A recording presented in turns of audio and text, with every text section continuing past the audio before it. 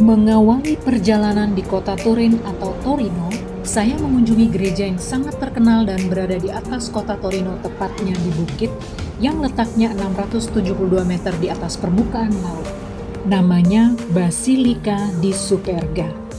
Untuk mencapai Basilika di Superga, kita bisa menggunakan jalur tram Sassi, dan jalur tram ini hampir sama mengesankannya dengan bangunan gereja itu sendiri.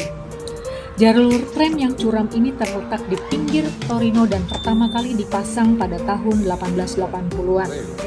Tram ini memang cukup unik sih. Saat itu, cara paling nyaman untuk mencapai puncak Superga adalah menggunakan tram Sassi. Pada Perang Dunia Pertama, jalur tram ini sempat ditutup sementara karena jumlah penumpangnya yang menurun. Kemudian beroperasi lagi hingga tahun 1930. Pada tahun 1934, Sassi Superga dialihkan menggunakan jalur listrik karena pernah terjadi kecelakaan yang disebabkan kabel yang putus.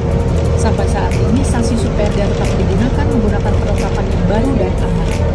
Menuju ke Basilika Superga, kita bisa melihat pemandangan indah kota Torino dan sekitarnya. Setelah naik tram Sassi ini, kita harus jalan kaki ke atas sekitar 200 meter untuk mencapai Bukit Superga. Dan tentu perjalanan ini sedikit melelahkan, tapi sangat memuaskan karena kita akan melihat bangunan yang sangat indah.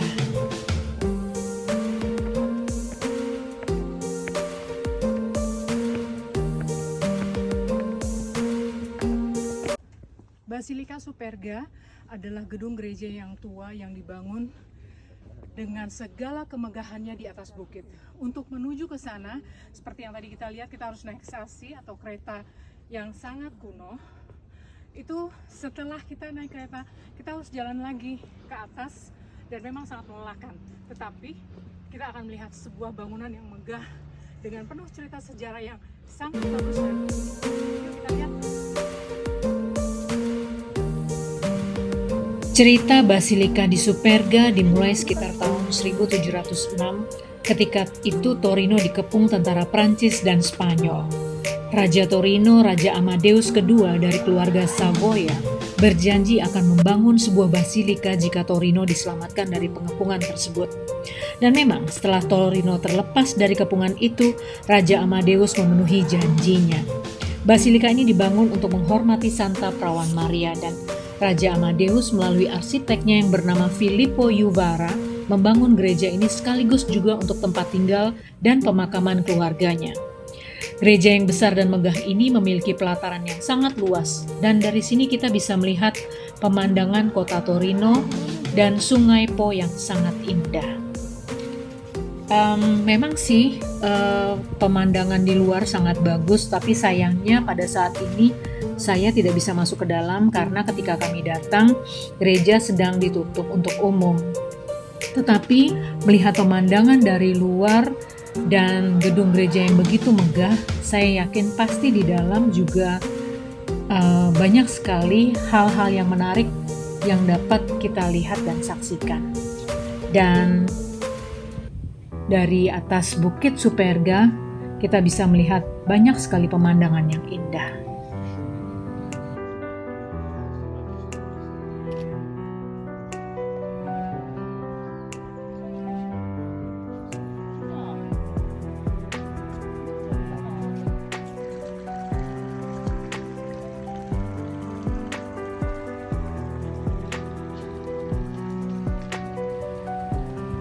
Basilika Superga juga dikunjungi oleh para turis dan penduduk lokal untuk mengenang peristiwa kecelakaan pesawat terbang.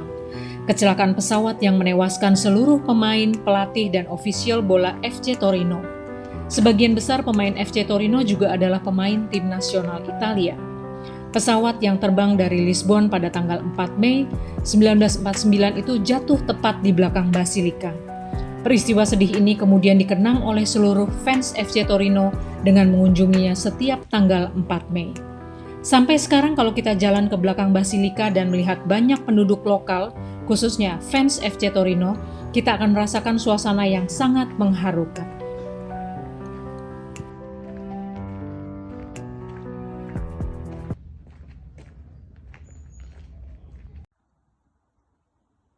Pada tanggal 4 Mei 1949 terjadi kecelakaan pesawat di Italia.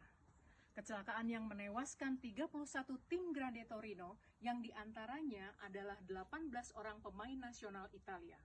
Kecelakaan tersebut terjadi tepat di belakang Basilika di Superga, dan setiap tanggal 4 Mei, para supporter Torino datang ke tempat ini untuk mengenang kejadian tersebut.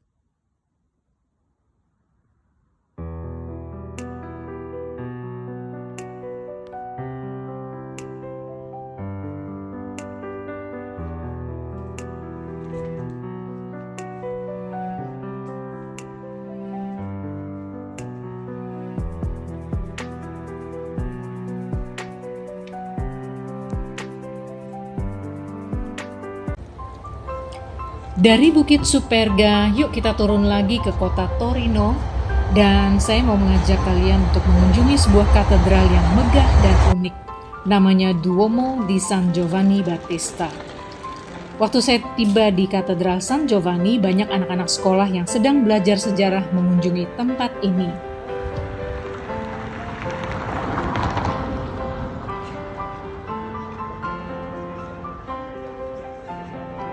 Saat ini kita sedang berada di depan gereja San Giovanni Battista atau Santo Yohanes Pembaptis.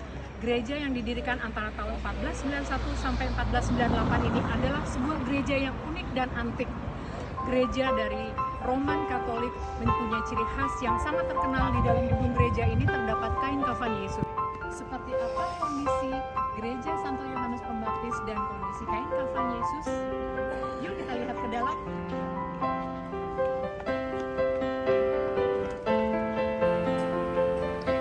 Banyak turis-turis yang datang pada waktu itu. Juga saya melihat ada grup turis dari Spanyol yang sedang membahas keunikan katedral ini.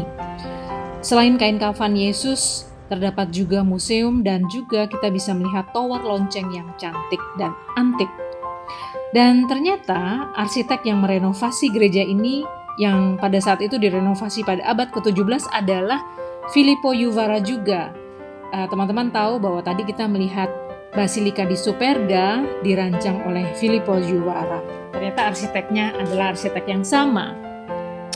Melihat gereja ini dan kemegahan bangunannya, dan saya bisa melihat bahwa benda-benda di dalamnya dijaga dan dirawat dengan baik. Contohnya kain kafan Yesus saat ini kita bisa menyaksikan dapat dirawat dan dijaga dengan baik. Sampai saat ini gereja atau katedral San Giovanni masih terawat sangat baik dan terjaga dengan sangat bagus. Saya sangat mengagumi kegigihan pemerintah Italia dan rakyat Italia yang selalu menjaga peninggalan bersejarah di negara mereka. Katedral Santo Yohanes Pembaptis ini sangat indah dan perawatannya pasti sangat mahal. Pemerintah Italia juga menerbitkan aturan tentang perlindungan tentang hal-hal yang bernilai seni, perlindungan terhadap hal-hal yang bernilai seni dan bersejarah. Dan hal ini dilakukan agar semua properti budaya di Italia terus dijaga dan dilestarikan. Teman-teman, demikian perjalanan saya di kedua gereja, yaitu Basilika di Superga dan juga di Katedral San Giovanni Battista. Kita akan jalan-jalan lagi ke tempat yang menarik lainnya, dan saya akan mengajak teman-teman untuk menyaksikan perjalanan saya selama di Torino. Yuk kita jalan lagi.